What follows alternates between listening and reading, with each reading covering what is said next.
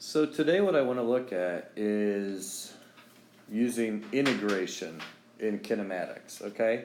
Now, so far, we've done the top half of this diagram, where if we're given displacement, we can take the derivative to find velocity, and then we can take the derivative of velocity to find acceleration. But you might have already picked up on the idea or thought of the fact that if we're going that way with differentiation, we can go backwards with the integration, okay? We can go backwards with integration. The one thing that I will point out here that we need to be very, very careful to remember is that as we're doing this integration, don't forget, what do you think? C. The plus C, okay? Don't forget the plus C, all right? So let's take a real quick look at this. I have here the displacement or distance from our starting point. Remember, that's what displacement is the integral of v of t dt. And I actually want to start with an acceleration that you guys know. What's a common acceleration that you guys know? Gravity. Gravity. Gravity is what? 9.81. Okay. All right. Is it true that in IB you can use 10? Yes. That's weird. I haven't. No, Oh, in on IB they physics? give you, Yeah. they give you 10 if you don't have a calculator. Oh, for the no calc parts. Oh. Oh. They don't really do that Yeah. in SL, but that's interesting. All right, but let's use negative 9.8. It's negative because it's an acceleration going downward. So our acceleration at time t is negative 9.8. Okay? So if I wanted to find the velocity at time t, I would take the integral of my acceleration, okay, which is the integral of negative 9.8 dt. And what does that equal?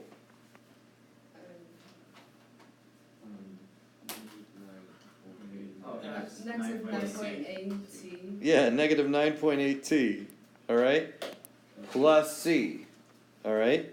However, what would c equal in this case? Distance from the distance to travel.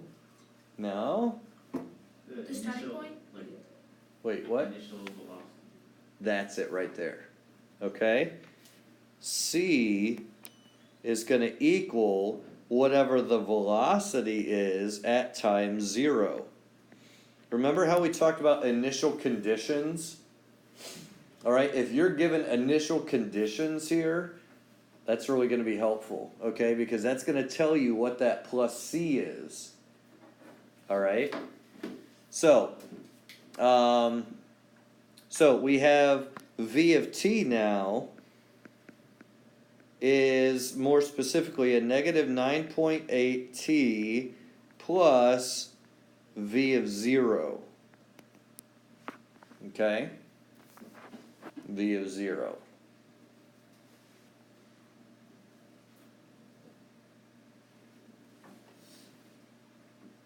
That make sense so far? Okay? Now, let's say we wanted the displacement function. Okay? Well, for that we're going to take the integral of v of t, all right, which is the integral of negative 9.8 t plus v of 0 dt. And what's that going to equal? Negative 9.8 T squared divided by 2 plus CX or V. Okay, yeah, just using the v of 0. V of 0, X T t, good. times C. Yeah, plus another constant, okay? Now, in this case, what is that constant going to equal? The initial. Yeah, the initial displacement, all right? That's S of 0. Okay, so I can more specifically say that my displacement function is negative 9.8 over 2 is a negative 4.9 t squared plus my initial velocity times t plus my starting position. Okay? Now, this isn't a formula you have to memorize, but I want you to see the relationship that we have here. Yes? How do you know that both of the c's are the initial point for that function? For this function, they are because there's no constant, there's no other constants involved here. Okay? That could be added in or anything like that. All right, so Oh, because when t would be 0, it would have to equal whatever that would be. Okay. exactly, yeah. If I plug in a 0 for t, I have negative 9.8 times 0, so that c has to be v of 0. If I plug in a t equals 0 in my displacement, it's 0 plus whatever the constant is. So that constant must be s of 0. It's possible that for other functions, that initial position may not necessarily be the plus c, okay, because maybe there's a constant somewhere in the integral or something like that, but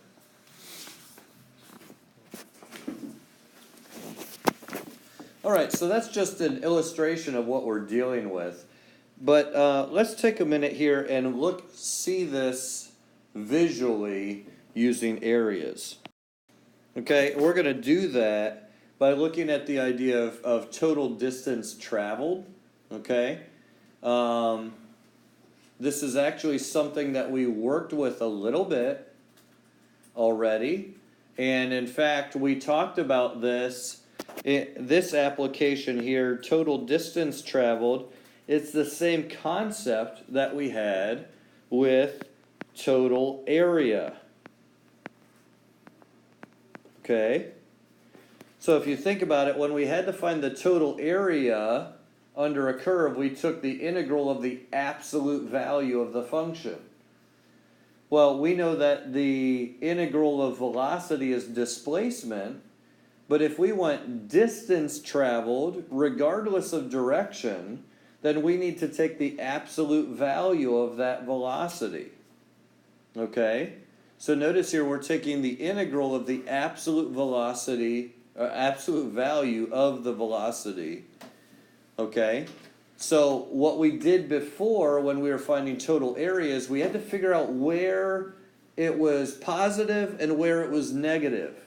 And to do that, we had to figure out what the critical points were, or I'm sorry, not the critical points, the zeros were of the function, okay? And that's what we're going to do here.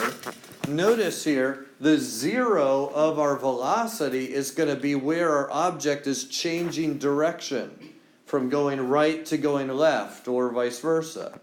Okay? So we split up the integral into two separate integrals. And if A is where we had a change of direction, then we can take the integral from time 0 to A, and then also take the integral from A to B, and what's going to be true of one of those? One of them's going to be negative. One of them's going to be negative, okay? So we could say we want the absolute value of these integrals. So whichever one is negative, we're going to just make it be positive, and that's going to give us our total distance traveled. Okay? And then we're going to actually illustrate this with area geometrically first, and then we'll do one with the function itself. Okay? Ethan, did you have a question, or did No. good answer? Okay. All right, so let's look at this geometrically first. Okay? Let's say we've got a car traveling along a straight road with this velocity function that's illustrated. Okay? So here we're speeding up until we get to 60 kilometers, then we're cruising at 60 kilometers, then we slow down to a stop. And then look, we're stopped here. So I think we might have gotten lost, because then we turn around and we go the other direction a little bit slower. So we must be looking for the turn that we missed. All right. But let's look at this and see what we can tell. All right. The graph above the t-axis here illustrates what? Speeding up. Or positive acceleration. Well, positive acceleration is when our velocity is increasing. So actually, positive acceleration occurs here and here. Okay? What is this part above the axis, though? When the Like vehicle's direction. traveling in a certain direction. Okay, it's when we're traveling in the positive direction, okay? So above the t-axis is when our velocity is positive, and since it didn't give us directions, we'll just use left and right. So we are driving to the right.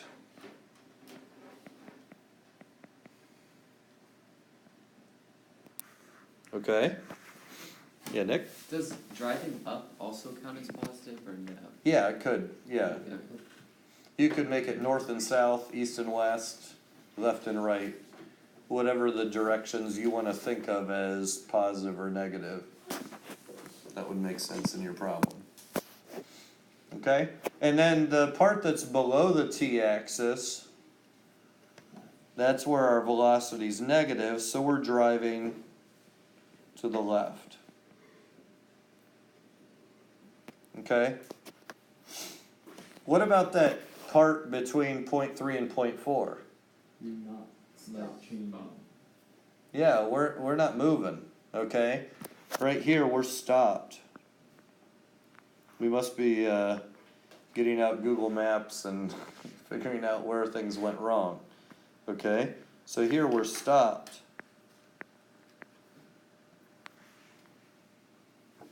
Okay? So now, B and C ask us for two slightly different things, okay? B asks us to find the total distance, okay? Now, as we just said, the total distance is the integral of the absolute value of our velocity function. In this case, from 0 to 0.7, okay? Part C, on the other hand, find the final displacement. That's simply the integral of the velocity, not absolute value, from 0 to 0.7. Okay?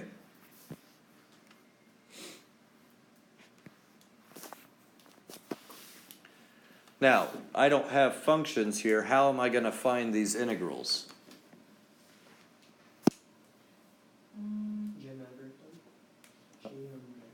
Yeah, geometrically.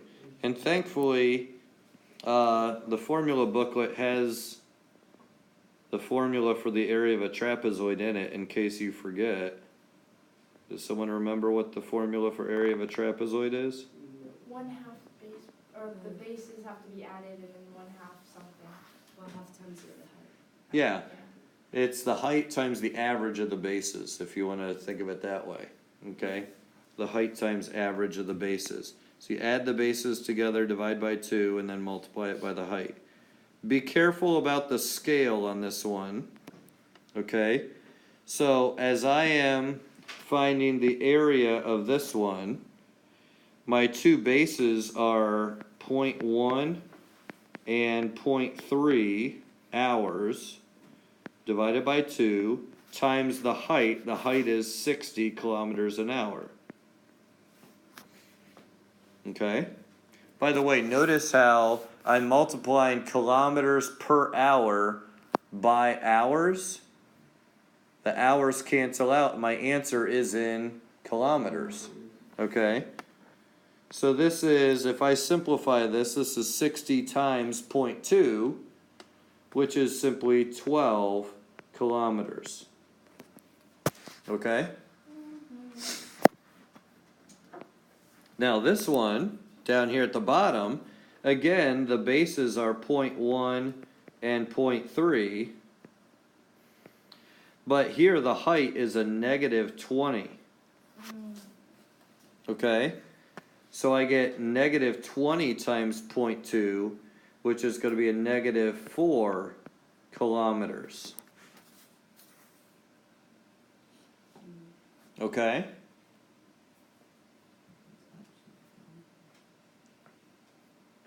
So, if I'm finding the final displacement of the car, You just add them. we're just going to add these together. And by the way, this middle part is obviously just going to be 0. Okay, because it's right, we're not going anywhere. So for my displacement, I'm going to simply take 12 plus the 0 minus the 4. And I ended up 8 kilometers away from where I started. Okay?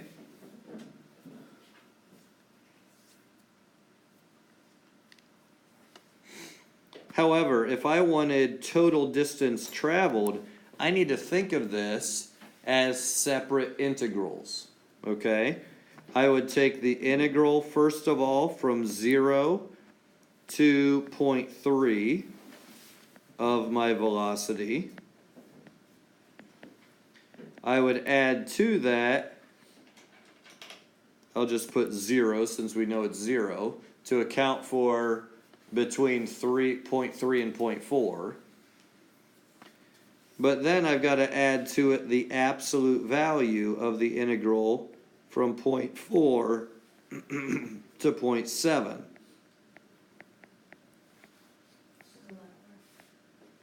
Okay?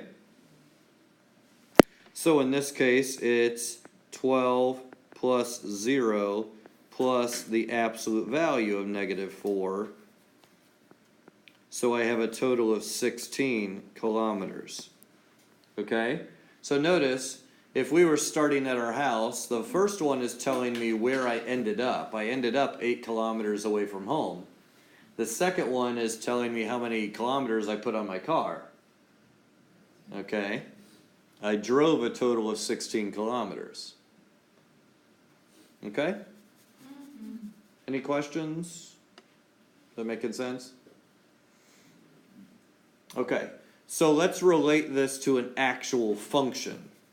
All right, we can see it geometrically. Now relate it to a function itself.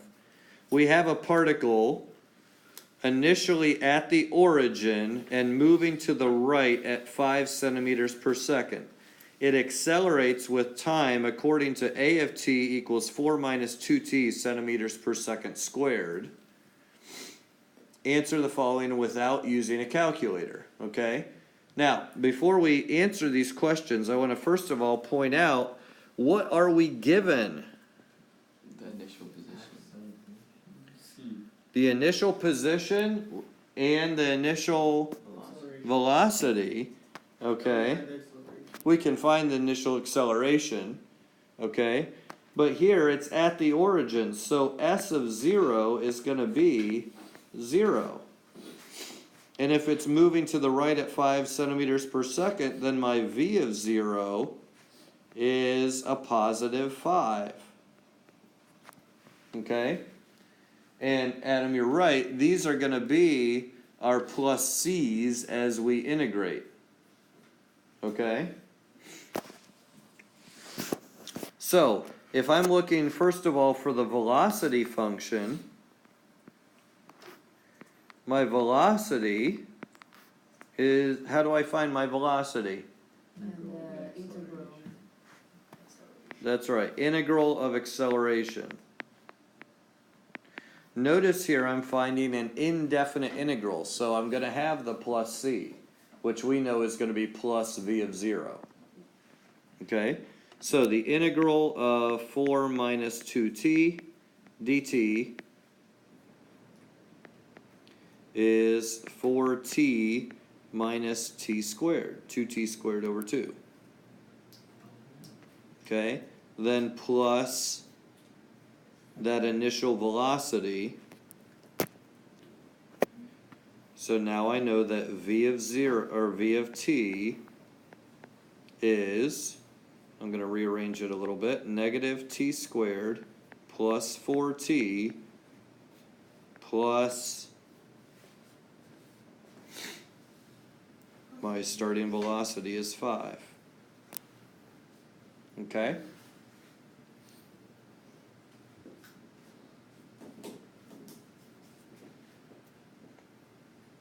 And we don't have to put plus C there?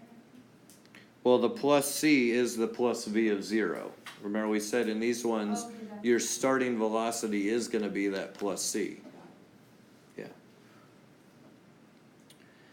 Now, one other thing I want to do here, because part A is not just to find this function, but also to sketch the graph Oy. for t between 0 and 6 seconds.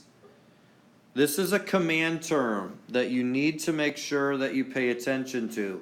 When you are told to sketch something, this is not what we typically think of as a sketch. Sketch, we have this very, like, oh, it kind of looks okay idea. That's not what they're talking about when they ask you to make a sketch. When they ask for a sketch, you need to give accurate endpoints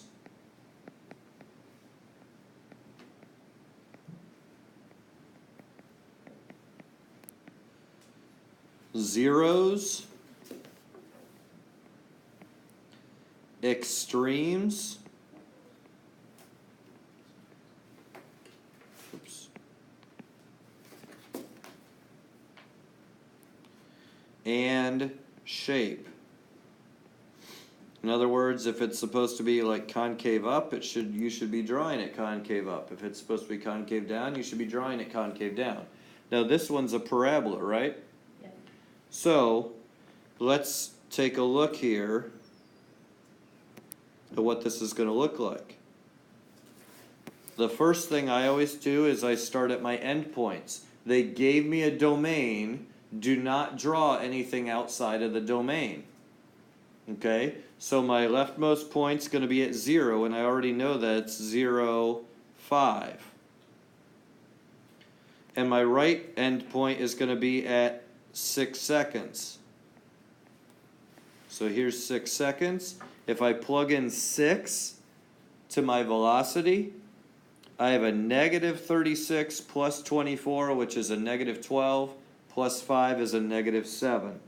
So 1, 2, 3, 4, 5, 6, 7. There's negative 7.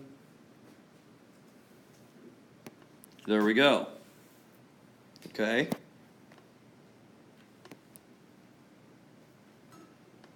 Now, since this is a quadratic, I also know that in this case there's going to be a max at t equals negative 4 over 2 times negative 1. Remember negative b over 2a? Alright, that stuff doesn't go away. Alright, so t equals 4 over 2, which is 2.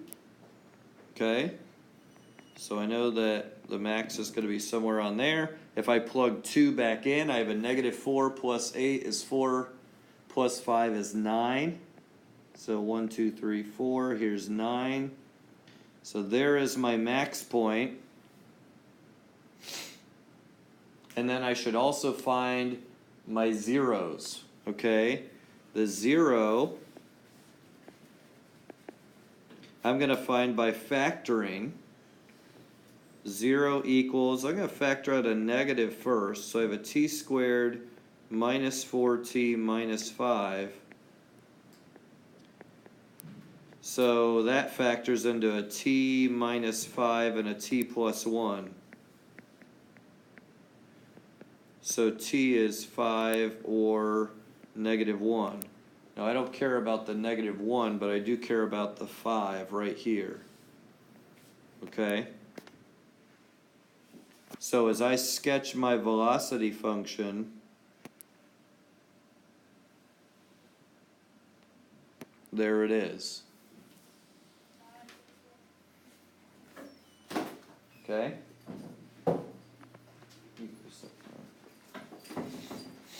Does everyone understand how I got everything? Yes. Okay? That word sketch is important to understand. They're not just saying, oh, it's a parabola, it looks kind of like this. That's not good enough. Okay? They actually, on the mark schemes, have little diagrams and they give a little circle. They'll give you a grid typically to draw it on. And they'll have a little circle on the mark scheme and saying your max has to be within this circle in order to get that point. You have to have both endpoints correct, and that'll be a point. Okay, so I mean they're kind of picky about that. Okay. Now you could see why this would be significant here. Finding the zero would help us if we then wanted to find total distance. We would take the integral from 0 to 5, and then the absolute value of the integral from 5 to 6. Okay. So, question or? Yeah, what do you mean by extremes? The extremes are like the max and min points. Oh, okay. Yeah. All right, so part B actually asks us to do that, is find the displacement and the total distance traveled here. Okay, let's go ahead and use that color. All right, so B, for the first 6 seconds, the displacement. How do we find that? Integral of velocity. Yeah, it's just integral of velocity. Okay, so S of t. Actually, it wouldn't just be t, it would be s of 6. It would be the integral from 0 to 6 of that velocity function, the negative t squared plus 4t plus 5 dt. Okay? So negative t cubed over 3 plus 4t squared over 2 plus 5t. You guys know how to do this part well. From 0 to 6. The nice thing is at 0, it's 0. Okay, so we're just subtracting 0 in this case. So we have a negative 6 cubed over 3 plus 2 times 36 plus 30. That's all minus 0. Okay, 6 cubed is 216. Divided by 3 is actually, let's see, 36 times 2 would be negative 72. So negative 72 plus 72 plus 30. Our total displacement is 30 centimeters. Okay? We ended up 30 centimeters away from where we started. The total distance traveled, on the other hand, we would need to take the integral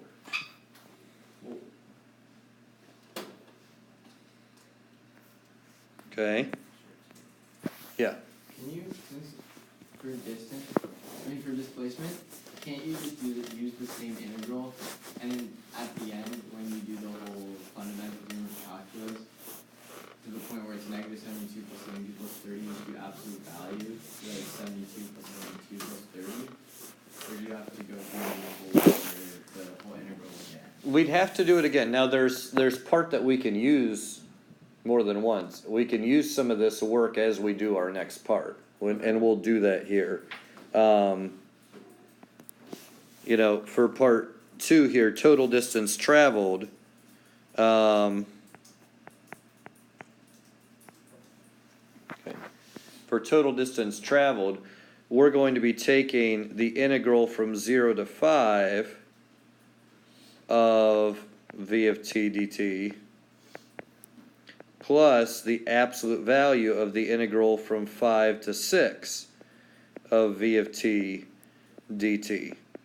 Okay? And I'm a big believer in not doing the same work twice. So I already know what the integral is. It's a negative t cubed plus 2t squared plus 5t. Okay? So, I have a negative t cubed over 3 plus 2t squared plus 5t. I'm going to evaluate that from 0 to 5, plus I'm going to evaluate that from 5 to 6 and take the absolute value. Okay, negative t cubed over 3 plus 2t squared plus 5t from 5 to 6. Okay. So notice here, I need to figure out what this equals when t equals 5. Alright, so it's going to be a negative 125 over 3, which would be a negative 41 2/3, plus 50, plus 25, okay, minus 0. Okay, so that's the first part. I need to add to it then the absolute value of, well, I already know what this equals when t equals 6, right? What is that? 30. All right, I already know this is equal to 30. So we figured that up. We figured that out back in the previous step. And then I need to subtract what I got when it equaled 5. Okay, so let's go back here, and this whole thing is 75 minus 41 2/3. So that's going to be 33 1/3. Okay, so this is 33 1/3. All right, so we have the absolute value of a negative 3 1/3. Okay, so I add this together and I get 36 2/3 centimeters. That was my total distance traveled. Okay? All right. Mr. Hickson, I have a comment